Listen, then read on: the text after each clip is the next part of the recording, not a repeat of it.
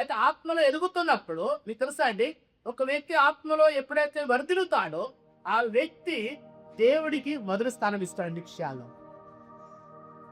ఏమిస్తాడండి? ఆ ఫస్ట్ ప్రేరకి ఇస్తాడు దేవుడికి. ఎందుకంటే మొదటి స్థానం తన జీవితంలో దేవుడే ఉంటాడు. తర్వాతనే భార్య, పిల్లలు, ఆస్తి, ఉద్యోగం, వ్యాపారము, ఇంకేదైనా కావచ్చు ఎక్సెట్రా. సో ఫస్ట్ ప్రిఫరెన్స్ ఏంటంటే గాడ్, దేవుడే. ఆమేన్, హల్లెలూయా. ఆటంకాలు వస్తాయి, తల్లిదండ్రులు, కుటుంబ సభ్యులు, బంధుమిత్రులు అభ్యంతరపరుస్తారు, అయినా కూడా నా దేవుడే నాకు ముఖ్యం. ఆమేన్, హల్లెలూయా. ఎందుకు ఆ వ్యక్తి మాట అనగలిగినాడు? ఆ వ్యక్తి ఆత్మలు ఎదుగుతున్నాడు. ఆమేన్, హల్లెలూయా. నా ప్రియమైన దేవుని సంగమా, ఈ యోహాను నీవు ఆత్మలు ఎదుగుతున్నావు కాబట్టి మరొకరికి సహాయం చేయమని మాట చూస్తున్నావు కింద రచనాల్లో.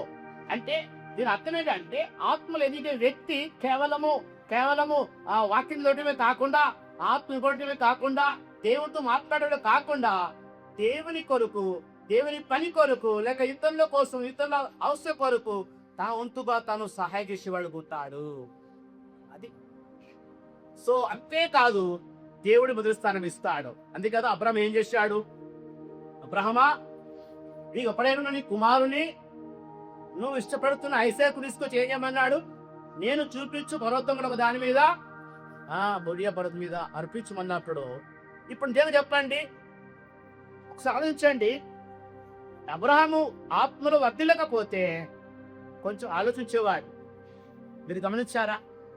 ఆత్మలో వర్ధిల్ల వాడికి ఆలోచన ఉండదు, ఇవ్వడం ఇష్టపడతాడు దేవుడి కోసం. ఎందుకంటే మొదటి స్థానం ఎవరికి ఇచ్చాడు? ఇప్పుడు అబ్రహాము, తర్వాతన కొడుకు, తర్వాత శారమ్మ, తర్వాత ఎలియాజరు, నా పనుగోలు కూడా కావచ్చు. ఫస్ట్ నా దేవుడు. చూడండి ఎంతమంది సండే వస్తారండి. ఇవ్వ మీ దగ్గర వచ్చే సంతోషమే.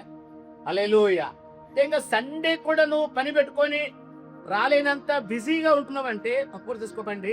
నిజంగా మీరు మొదటి స్థానం దేవుడు ఇవ్వట్లేదు. ఇవ్వనంత కాలము మీరు ఆత్మీయ వర్ధిల్లలేరు.